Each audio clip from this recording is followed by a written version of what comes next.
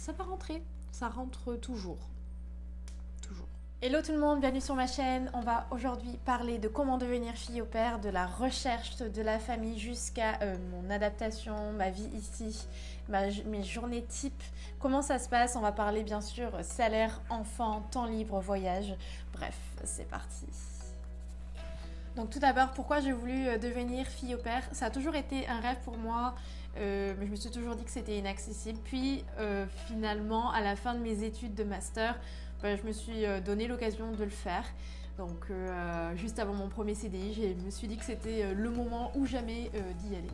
Donc voilà, me voilà ici. J'ai du coup eu cette idée de partir. J'ai beaucoup hésité quand même entre l'Australie et le Canada. L'Australie me plaisait bien parce qu'il fait chaud. mais en fait quand ça a brûlé, clairement ça m'a un peu refroidi. T'as vu le jeu de... Ouais, c'était nul. Et en fait, j'ai une copine qui me parlait du Canada, qui voulait partir au Canada. Et puis finalement, voilà, je l'ai écoutée et je suis au Canada. Donc merci Marion, parce que sinon je serais pas là. Et du coup, je suis du côté de l'Ouest canadien, côté du coup de ce côté-là, côté Vancouver, sur l'île de Vancouver, précisément à Victoria. Donc voilà, je suis maintenant au Canada. Et aussi, ah oui, j'ai aussi voulu devenir fille au pair parce que je voulais apprendre l'anglais. Pour moi, c'était hyper important d'être bilingue en anglais. Et ça a été une de mes premières motivations aussi de partir à l'étranger, vivre à l'étranger pour vraiment pouvoir être bilingue en anglais et avoir de meilleures opportunités de travail par la suite. Et aussi en parallèle du contrat, en parlant avec la famille, j'ai aussi fait une demande de PVT, donc c'est un permis travail, parce qu'au Canada tu es obligé d'avoir un permis travail pour travailler, sinon tu ne peux pas, clairement. Et moi j'ai demandé un PVT qui me donne la permission de travailler pendant 2 ans au Canada. Après bon, c'est assez long de parler du PVT et tout, le visa. Si ça vous intéresse, n'hésitez pas à me le dire en commentaire. Je vous ferai une vidéo exclusivement sur ça, sur toute la procédure, toutes les démarches, comment j'ai fait, la galère avec le Covid aussi, ça a été sympa. Voilà, si ça vous intéresse, n'hésitez pas à me le dire en commentaire et je vous ferai une vidéo directement. Ça sera beaucoup plus simple. Donc la recherche de famille, j'avais le choix de passer par une agence ou par moi-même. Et clairement, à la fin de mes études, je n'avais pas forcément l'argent pour passer par une agence. Donc du coup, je l'ai fait par moi-même. Je suis passée par le site de Operworld. Je vous le mets en description, je mets le lien en description en bas. C'est un site internet qui met en relation les familles et les futures filles au pair. C'est franchement hyper facile. J'ai eu une expérience d'utilisateur géniale. Genre j'ai fait mon profil, tu peux contacter directement les familles ou les familles te contactent. Par exemple, la famille où je suis là actuellement, c'est eux qui sont venus me parler directement. On a échangé des Skype, puis ça a direct matché. Franchement, en termes de vision de la vie et de l'éducation des enfants aussi, on a la même vision. Parce que quand tu es fille au pair, tu participes quand même à l'éducation des enfants. Donc c'était important qu'on ait la même vision. Et franchement, ça a matché de ouf. Donc voilà, on a fait un contrat pour 1 an. Comme ça, je savais exactement que c'était au moins cadré par la loi. Et voilà, donc on a fait le contrat et après, me voici ici. Pour parler de ma famille, donc du coup, j'ai un papa et une maman. Donc c'est mes hosts parents. Et qui ont 2 enfants, donc le petit qui avait 3 ans quand je suis arrivée, maintenant 4, et la grande qui en avait 6 et maintenant 7. À savoir que la maman parle français et plein d'autres langues d'ailleurs aussi. La grande est dans une école française, donc elle parle aussi français. Et franchement, ça m'a beaucoup aidé à apprendre l'anglais. Surtout quand on a des enfants qui parlent ta langue à toi. Et ben, franchement, elle m'a grave aidé pour l'anglais, elle m'aide toujours. Et ça franchement c'est franchement top. La famille, ma famille, moi ils ont des gros jobs. Ben, tu verras forcément les familles de filles au pair, c'est des parents qui n'ont pas le temps. Genre ils ont des gros jobs, ils n'ont pas le temps. C'est pour ça que tu es là. Et moi, la maman, elle est docteur, elle gère plusieurs hôpitaux sur l'île. Le papa est paysagiste et il a une entreprise à lui. Donc du coup, voilà, c'est des parents qui sont un peu absents, donc qui sont là le matin, le soir et les week-ends. Donc clairement, c'est aussi, on va retrouver des enfants qui ont besoin d'attention, mais vraiment dingue. Ils ont vraiment besoin de beaucoup d'attention. C'est toujours papa, maman, papa, maman. Et toi, en tant que fille au père, franchement, tu dois être à 200% tout le temps. Donc c'est pour ça que quand tu finis ta semaine, tu as besoin de décrocher. Même à la fin de tes journées, tu dois te poser, tu vois. Parce que sinon, tu n'arriveras pas. Clairement, tu n'arriveras pas. D'ailleurs, ça introduit mon autre point, donc mon quotidien, mes journées types. Clairement, je me lève à 6h30 et je déjeune à 7h, ça commence. Donc du coup, ma journée commence. Donc je fais le petit-déj aux enfants. Des fois, c'est les parents qui le font, c'est vraiment, ça dépend. Après, j'aide à habiller les enfants. Des fois, c'est moi qui le fais toute seule. Des fois, c'est les parents. Ensuite, j'amène les enfants à l'école. Une fois que je les ai déposés à l'école, donc là, je suis off. Sauf que j'ai accepté de faire un peu de ménage 45 minutes par jour pour pouvoir avoir un peu plus d'argent. Donc du coup, je fais mes 45 minutes et après, je suis off. Donc là, tu fais ce que tu veux, clairement. Tu fais ce que tu veux. Et moi, j'ai la voiture à disposition, donc c'est cool, je peux l'utiliser comme je veux. Je dois juste participer au gaz et au kilomètre, forcément. Mais voilà, après, je peux l'utiliser. Et je vais récupérer les enfants vers 14h, 15h. Au Canada, ils finissent plus tôt, les enfants, pour faire des activités extrascolaires après. Et du coup, donc moi, je les amène soit aux activités, soit ils en ont pas et on joue à la maison, on prend le bain, etc. Et jusqu'à que les parents rentrent. Les parents, ils rentrent à peu près entre, on va dire grosso modo, 16h30, 18h. Donc dès qu'ils sont à la maison, hop, moi ça s'arrête. Mon job s'arrête et du coup je suis off. On mange ensemble et après je fais ce que je veux aussi. Après je reste dans la famille, je vais dans ma chambre et voilà. Mais d'ailleurs c'est hyper important de faire des pauses le soir aussi. Moi j'avais pas forcément compris ça. Les premiers mois, à la fin, une fois que j'ai terminé ma journée, je continuais en fait. Genre je jouais avec les enfants, je faisais plein de choses avec eux et puis finalement j'arrivais pas à décrocher. Donc j'accumulais une fatigue. Et les week-ends, pareil, je restais dans la maison. Donc tu restes dans ton lieu de travail avec tes employeurs, les parents, et avec tes collègues, les enfants. Donc du coup, tu décroches pas. Et j'étais arrivée à des moments où le dimanche soir, je me couche, je me réveille le lundi, je suis une boule de nerfs. Genre j'ai pas du tout décroché et je peux plus voir les enfants. Je peux plus les voir ni en peinture ni en rien du tout. Et là c'est compliqué. Donc c'est pour ça que c'est hyper important de sortir les week-ends.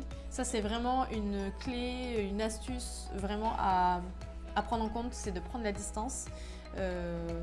Bien sûr tu peux rester avec eux le soir ou les week-ends, mais aussi il faut penser à toi et sortir un peu de la maison. C'est tout bête, mais sortir ça fait du bien. Voir des amis, faire ce que tu veux, mais il faut vraiment décrocher quoi. Et ça ira beaucoup mieux. Moi j'ai quand même eu 4 mois pour le comprendre. Bon. Après aussi une autre astuce pour que les enfants t'acceptent. Moi je trouve que l'acceptation des enfants a été assez longue pour ma part. J'avoue que moi j'avais jamais été fille au père avant. J'avais fait juste des gardes d'enfants pendant mes études en périscolaire, mais jamais habité avec des employeurs.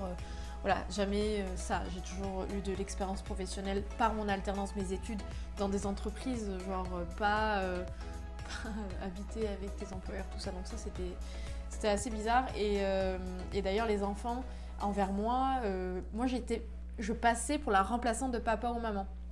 Et ils ne voulaient pas m'accepter comme un membre de la famille, en fait. Donc du coup, il y en a, le petit, il m'avait dit non mais retourne chez toi, moi j'ai pas besoin de toi, retourne en France. Et moi j'étais là choquée, tu vois, t'as 3 ans, tu te calmes, de 1. De 2, si je pars, qu'est-ce que tu vas faire? Tu vas jouer seule? Qui c'est qui fait le petit déjeuner? Qui c'est qui va torcher le cul? Bon, voilà. Donc clairement ça a été un peu compliqué. Et puis finalement la clé de ça, c'est de leur offrir du temps libre. Donc soit les week-ends, il y a quelques week-ends du coup je leur dédie une journée, un week-end dans le mois, le samedi je reste avec eux. Et du coup on fait plein de trucs ensemble. Là on a passé les vacances ensemble, la famille est partie en vacances, je suis restée 2 jours. Comme ça leur permet vraiment de me considérer comme un membre de la famille. Et c'est vrai que ça va beaucoup mieux depuis. Donc Parlons argent. Donc moi je suis payée 15 $ de l'heure et je fais 25 heures de travail par semaine. J'enlève le ménage parce que ça n'a rien à voir. Donc je suis payée aux alentours de 1100 normalement, mais je paye 350 $ plus ou moins pour avoir une chambre ici et la nourriture. Ça c'est commun à tous. Donc grosso modo je gagne 700 $. Sur les 700 $, j'ai mon téléphone à payer et ma salle de sport. Rien de plus. Donc c'est que de l'argent de poche. Je pense que tu peux mettre clairement de l'argent de côté. Moi, j'en ai pas mis de côté parce que je m'éclate tous les week-ends, je fais plein de trucs, je sors tout le temps. Donc, j'ai pas réussi à mettre de côté. Mais en soi, je pense que c'est possible. Et après, le salaire, franchement, le salaire de fille au pair, c'est dans ces environs-là. Il y en a qui sont un peu plus payés, d'autres un peu moins. Je pense que je suis dans la norme. D'après les autres filles au pair que je connais, je suis dans la norme. Donc, ça va. Pour parler un peu de l'anglais, moi, je suis arrivée avec un niveau nul. Pour ceux qui me connaissent, franchement, j'avais pas un niveau de dingue. J'avais un peu de vocabulaire, mais clairement, je savais pas comment on faisait les tournures de phrases. J'ai même pas... l'angoisse, quoi. D'ailleurs, j'ai toujours eu de l'anglais dans mon cursus scolaire. Et mes dernières années, donc en master, il y avait 2 niveaux de langue. Tu avais les forts et tu avais les nuls. Je vous laisse deviner où j'étais. Donc ouais, ça a été compliqué, franchement, les 2 premiers mois, clairement. Je n'ai... rien compris. Genre t'es juste là, tu dis yes, tu fais un gros smile, ça passe. Mais ouais non, tu comprends rien. T'as beau, j'avais beau, je lis pas, donc non. Mais j'ai regardé des séries Netflix en anglais. J'entendais tout le monde parler en anglais forcément. Tu communiques, t'es obligé de communiquer, mais tu comprends pas forcément grand chose. Après, faut du temps. Genre c'est con, mais ouais, après 2 mois, ça y est, tu commences à entendre, tu commences à parler tout ça et ça va mieux. Mais voilà, ça prend du temps quoi, clairement. Mais ça va rentrer, ça rentre toujours. Toujours. Ah oui, je me souviens aussi, il y a 2 petites anecdotes. Donc la première, c'est quand je suis sortie de ma quatorzaine, de l'obligation de quatorzaine, du coup j'étais isolée.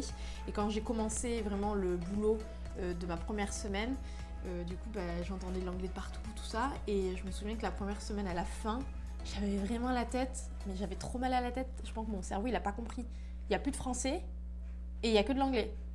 Genre, c'était trop compliqué. Et je pense que mon cerveau, il a pas compris. Il a vraiment pas compris, ouais.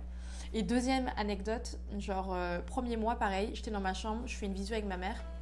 Bon, pendant 1 heure, un truc comme ça, je finis, je sors. Il y avait le papa dans la maison.